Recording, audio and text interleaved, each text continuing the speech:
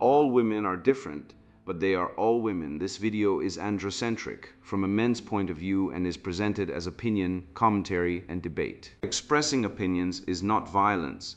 These are ideas to challenge, question, and argue in public, because classical liberalism relies on the First Amendment for its dialectic. If you are a feminist, then consider this. If patriarchy truly existed as claimed, feminism could not. And if all men are trash and women are equal to men, then what are we to conclude? Women will die for their children, men will die for their wives and children, and God chose to die for all mankind. Authority rolls up with responsibility. If this framing of facts offends you, click off to a cute cat video. Proceeding further will expose you to gamma bias and criticism directed at ideas, claims, institutions, not at any individual's virtue or dignity.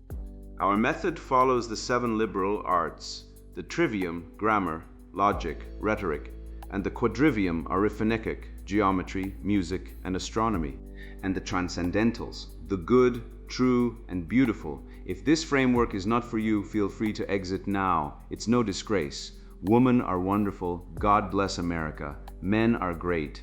Feminismus delendus 8. Franchise Firewalls Keep Welfare Queens Out of the Ballot Box. Written by Conrad Riker. Available now. Links in description. Franchise Firewalls. A field guide for men who still notice reality. Tears are not troops. How feminist alchemy turns meltdowns into moral authority while men pay the blood tax. You know what happens when you let emotion dictate truth. You end up with a woman setting fire to a PlayStation and calling it spiritual warfare. Let me be clear. If your emotional expression requires arson, property destruction, or public sobbing, while clutching a rock you charged under a blood moon, you are not oppressed, you are unhinged. And worse, you are dangerous. Because while you're out there performing menstrual moon rituals and reapplying warproof mascara, real civilization, the kind built by men who don't cry over kale chips and unpaid emotional labor, is collapsing under the weight of your emotional imperialism. I used to believe in balance. Then I read a study showing that 85% of divorces are initiated by women, despite men paying 92% of alimony and 70% of household income on average. I looked at family court data where fathers are denied custody 80% of the time, even when they're the primary caregiver. I saw that male suicide rates are 4 times higher than women's. Yet when men express pain, we're told to man up, while women sob in Whole Foods over food stamps and call it revolution. Spare me the sacred ovary rhetoric. Your felt truth isn't truth. It's narcissism dressed in coal and pseudoscience. When a man dies on a battlefield, he doesn't leave behind a grounding stone. He leaves behind a flag-draped coffin. When a woman aborts a child, she calls it divine rebellion. But when a man builds a company from nothing, pays all the taxes, and gets divorced with nothing but debt, that's just toxic masculinity.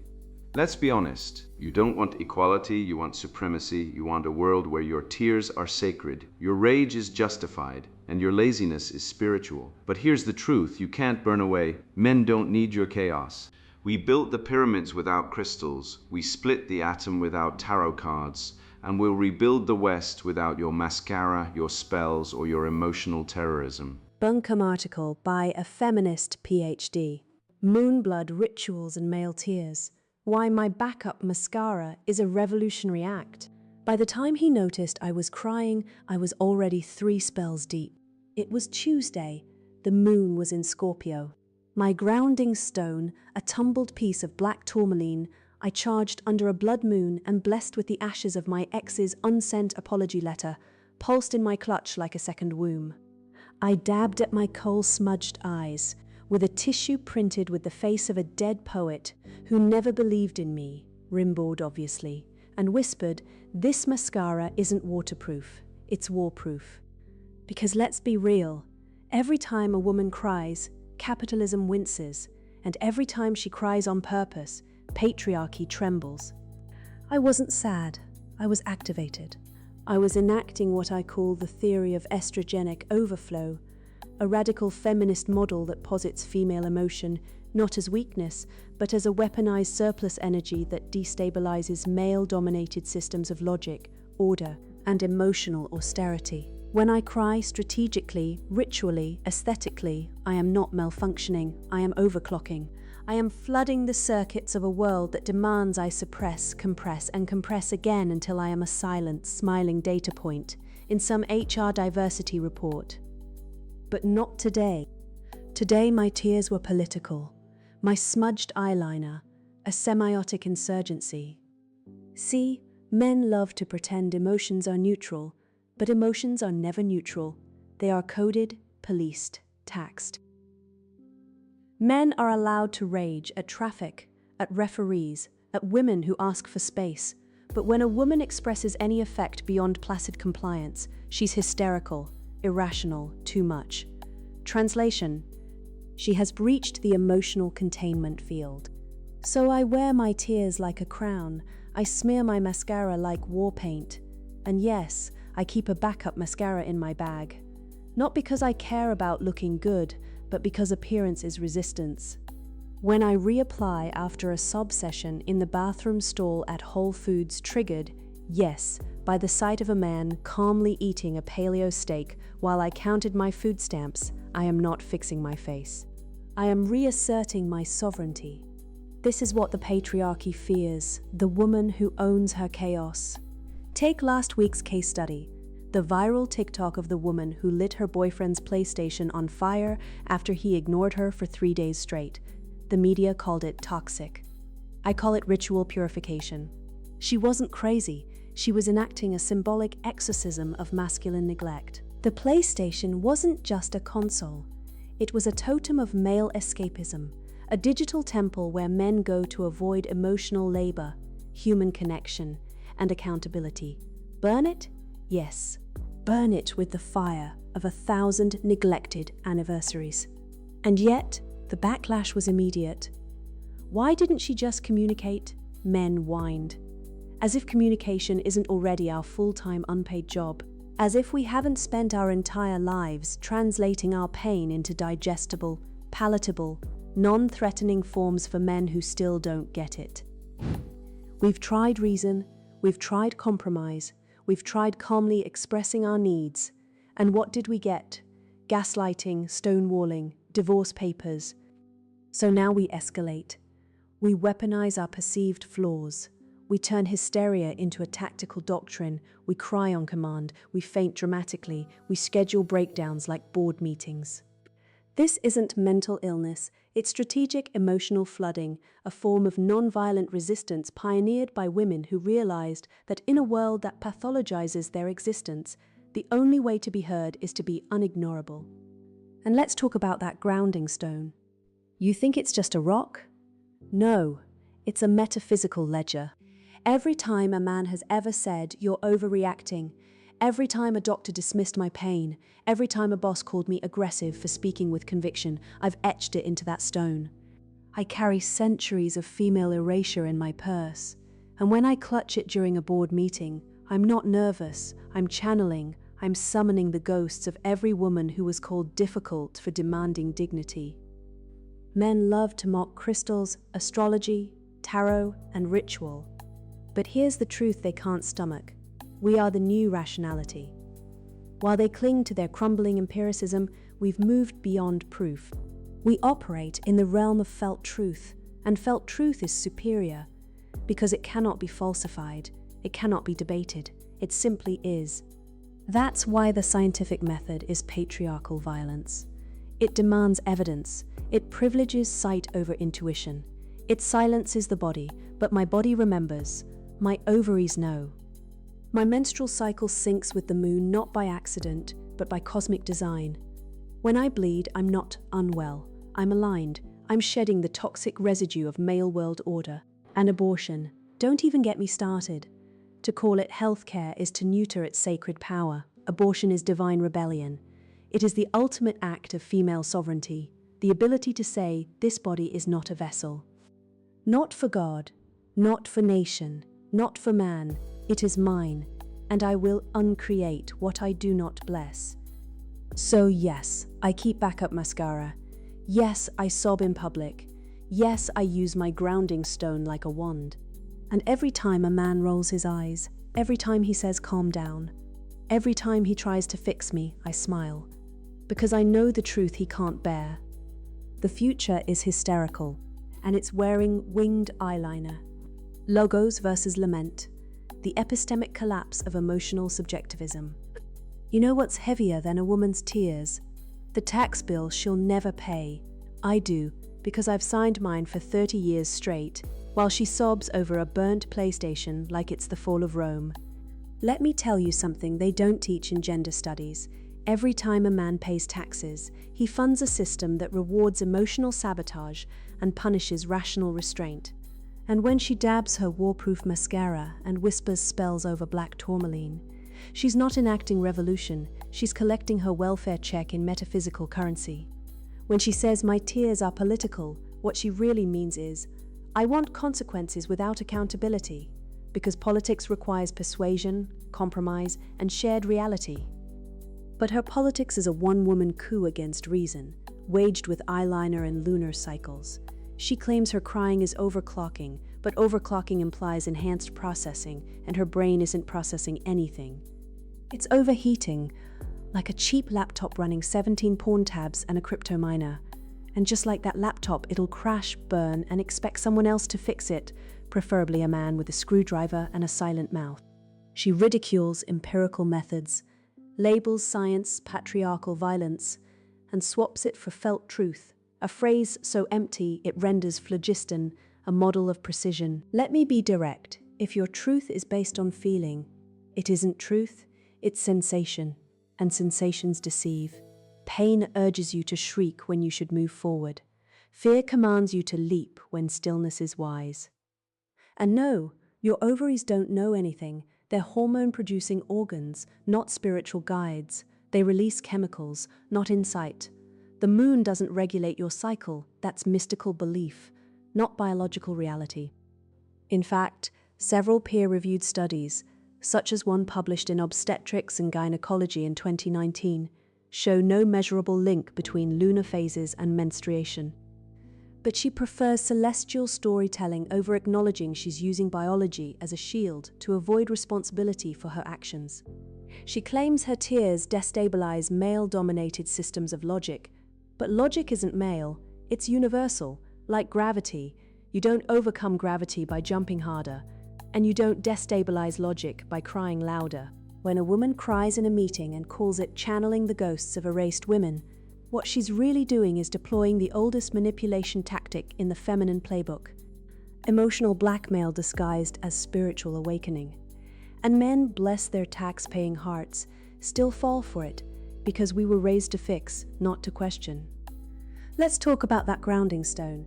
She says it's a metaphysical ledger of every time a man said you're overreacting. Cute. Mine's a ledger too. It's called my W-2 form. It lists every dollar I earned while she posted TikToks about energy healing. My ledger pays for her food stamps, her free birth control, her rent in a women's shelter that turns away male victims of domestic violence. And when she clutches her crystal like a talisman, she's not summoning ancestral rage, she's clutching the symbol of her entitlement. Because in the real world, stones don't store pain, men do. We store it in silence, in overtime shifts, in veteran suicide rates that are 4 times higher than women's. But we don't burn PlayStations, we burn out. She calls abortion divine rebellion. I call it the ultimate expression of asymmetric responsibility. Women can uncreate, men cannot. Women can walk away from a child at any stage. Men? We're on the hook for 18 years of child support, even if she lies about paternity. And she does. DNA tests reveal that 30% of men are not the biological fathers of children they're paying to raise. 30%. That's not a bug. It's a feature of a system that treats men like sperm donors and women like saints. And when she says, "This body is mine," she's right. But she forgets. His future is yours too, and she's erasing it with a pill. She says men love to rage at traffic but punish female emotion. Wrong. Men are punished for all emotion, except when it serves women. We're told to be strong, silent, reliable, and when we finally snap, we're diagnosed, medicated, incarcerated. But when she schedules breakdowns like board meetings, she's self-actualizing. When she faints dramatically, it's performance art. When she sets fire to his console, it's ritual purification. But when a man expresses anger over being lied to about his child, he's toxic. When he resists alimony for a wife who cheated, he's abusive. The double standard isn't just obvious, it's weaponized. And let's dissect her pièce de resistance, the theory of estrogenic overflow. She claims female emotion is weaponized surplus energy that disrupts male logic. What a joke. What she calls energy, I call unregulated limbic output. And no amount of coal or moon phases changes the fact that unchecked emotion is not power, it's pathology. By her logic, a toddler having a tantrum is overclocking the capitalist matrix. But we don't give toddlers the keys to the car. We don't pay for their therapy. We don't let them vote. So why do we do it for grown women acting like them? She says the scientific method silences the body. No, it saves bodies. Vaccines, antibiotics, clean water, all products of that patriarchal method she mocks. Meanwhile, her felt truth has given us nothing but homeopathy, anti-vaxxers, and women dying in childbirth because they trusted a crystal over a doctor. When she says, "My body remembers," I say, "Mine remembers too." It remembers pulling women out of burning cars while hers screamed. It remembers working 80-hour weeks so hers could find herself on a retreat in Sedona. It remembers being arrested for saying no to a false domestic violence claim, something that happens to over 2 million men annually in the US alone, according to the National Coalition for Men. She wants the future to be hysterical, fine, but I want it to be honest. Honest about the fact that women initiate 70% of divorces, yet receive 98% of alimony. Honest that false rape accusations, while rare in number, destroy lives and are almost never prosecuted. Honest that female-on-male domestic violence is minimized, mocked, or ignored, even though CDC data shows women are just as likely to commit physical violence in relationships, but she doesn't want honesty. She wants absolution, without repentance, without responsibility, without logic. So let me say this plainly. Tears are not war paint. Mascara is not armor, and a grounding stone is not a shield against reality. The real revolution isn't crying on purpose, it's thinking clearly. It's rejecting the lie that emotion trumps evidence, that feeling justifies action, that chaos is courage. The real patriarchy, it's not men in suits. It's the system that lets women weaponize victimhood while men pay the price, in money, in freedom, in sanity. And if that makes me a villain in her lunar cult of narcissism, good, let her weep. I'll be too busy building, protecting, paying, and laughing all the way to the bank she's too busy burning in ritual to ever own. I've seen this pattern before, not in books or lectures, but in the trenches of lived truth, where men are bled dry by emotional parasitism disguised as revolution. Every tear, every tantrum, every sacred cycle invoked as justification for chaos. It's not rebellion, it's racketeering. And behind every performative breakdown is a ledger. Someone had to pay for that therapy, that wine, that self-care candle shaped like a uterus. Spoiler, it wasn't her, it was me, it was us. The men who built the world then got billed for holding it together while they tore at the seams. The ritual of revenge, feminine rage as cultural sabotage. Every time a woman cries, capitalism winces. That's not insight, that's delusion. It's the kind of sentence a woman types while eating free government cheese in a studio apartment she doesn't pay for, sobbing over a Netflix show she didn't earn the money to stream. Let's be honest, when women cry, men wince, because we know what's coming next. The guilt trip, the silent treatment, the sudden cold shoulder over something we didn't even say. But capitalism doesn't care. Capitalism built that mascara, that Whole Foods, the iPhone she used to record her sob story, and that blood moon astrology app. Men built that, and she's using it to attack us. That's not resistance. That's theft with tears. She says her tears are political, her smudged eyeliner a semiotic insurgency. What a joke, that mascara costs $24.99. Do you know who pays for it? Her dad, her boyfriend, her ex, or you via taxes funding her SNAP benefits while she posts TikToks about male fragility. Her revolution is subsidized by the very patriarchy she claims to be toppling. She doesn't hate patriarchy. She hates accountability. She wants the benefits of male civilization, healthcare, safety, smartphones, supermarkets without lifting a finger. Then gets mad when men expect basic decency in return. That's not feminism, that's welfare with eyeliner. And let's talk about this theory of estrogenic overflow, because nothing screams scientific rigor like naming your emotional tantrums after a hormone. Are you serious? You've turned female mood swings into a revolutionary framework. I've got a better theory: testosterone deprivation deficit disorder. It explains why women who don't have men in their lives suddenly start believing they can summon cosmic energy from a rock they bought on Etsy. That black tourmaline isn't a grounding stone, it's a 12 paperweight from a Chinese factory run by men. You're not channeling ancestral rage, you're clutching a trinket made by the very oppressors you claim to despise. Irony doesn't just die, it gets cremated and mixed into your soy latte. She says men are allowed to rage, but women are called hysterical for showing emotion. Let's test that. I once saw a man scream at a referee during a soccer match. Was he arrested? No. Was he called irrational? Maybe by his wife. But did the media launch a national inquiry into toxic masculinity? Did universities offer trauma counseling for the emotional damage caused by his outburst? No. Now, a woman cries because her avocado toast wasn't Instagram-worthy, and suddenly it's a human rights crisis. She's not oppressed. She's overindulged.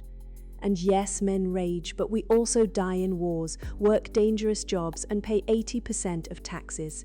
You don't see women lining up to fix power lines during hurricanes or serve in combat units.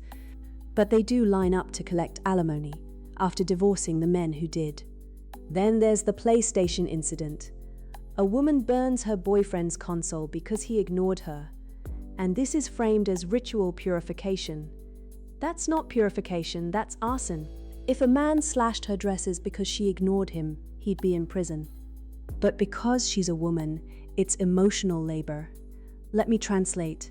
I wanted attention, he didn't give it, so I destroyed 500 worth of his property. That's not resistance, that's terrorism with a manicure. And don't give me this, why didn't he communicate? Nonsense.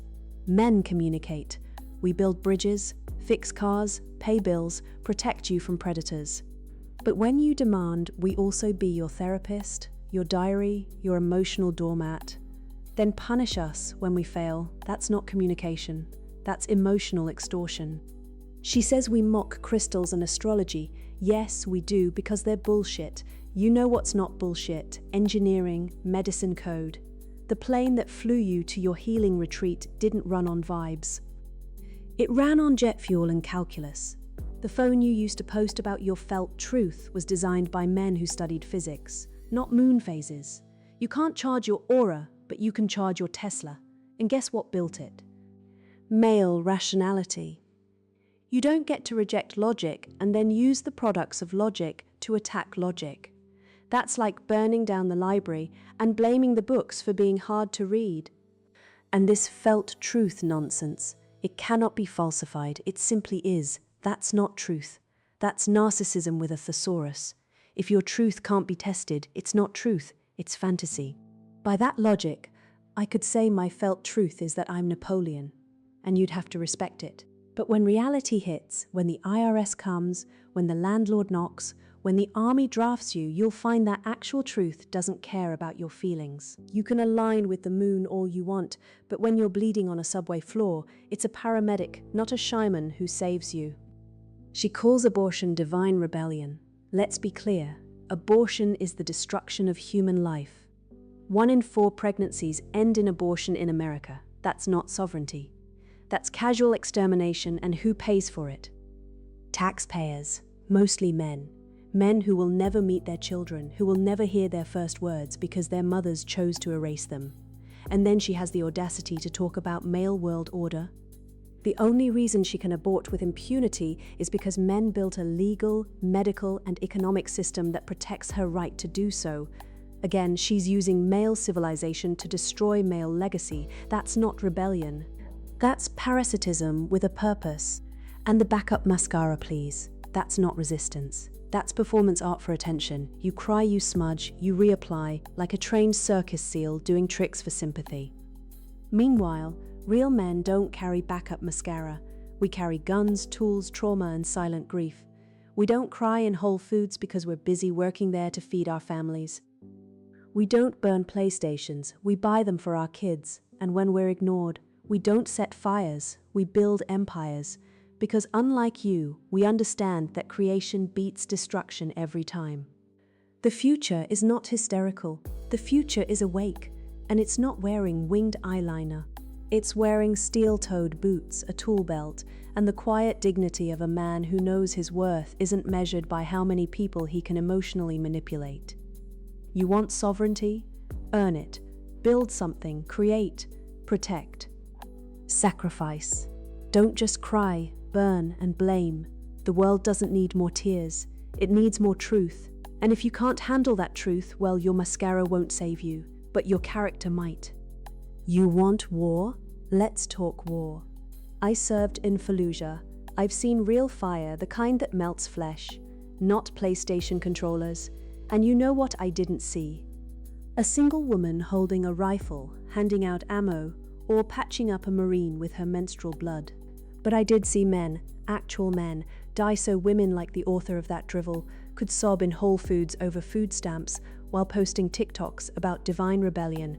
Let that sink in. We bled in the desert so she could cry about paleo steak. That's not irony, that's inversion.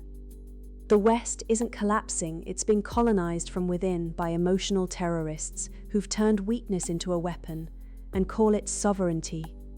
You think felt truth is revolutionary? Try telling that to the engineer who designed the plane you flew in, or the surgeon who removed your appendix. I feel the scalpel should go left doesn't work when anatomy is real. But you've been sold a lie, that your emotions are sacred, that your tears are political, that your chaos is profound.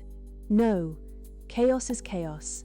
And when 85% of mass shooters are male, yes, broken men, but 87% of false domestic violence reports are filed by women.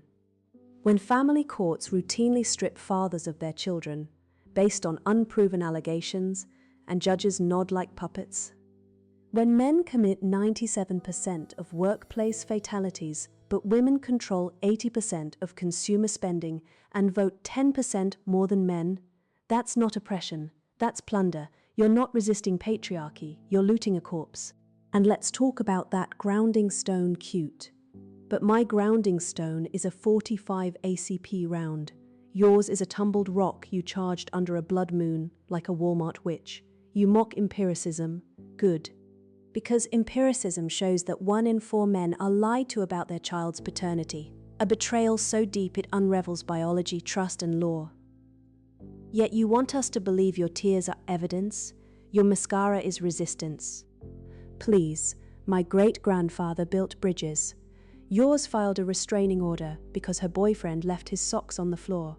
One man created, the other weaponized inconvenience. You say abortion is divine rebellion? Fine. Then let's make it consistent. If a woman can uncreate life at will, then a man can uncreate obligation at will. No child support without ironclad paternity testing. No alimony unless she contributed financially. No automatic custody.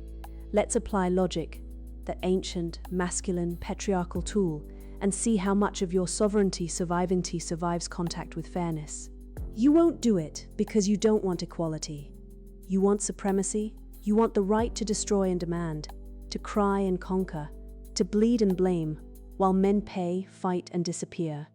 I don't fear your tears, I pity them, because behind every mascara-streaked sob is a woman who's been lied to by feminism, by therapy culture, by every man who said calm down instead of grow up. You're not powerful because you break things. You're powerful when you build something that lasts. My grandmother raised 4 kids, worked nights, and never filed a complaint.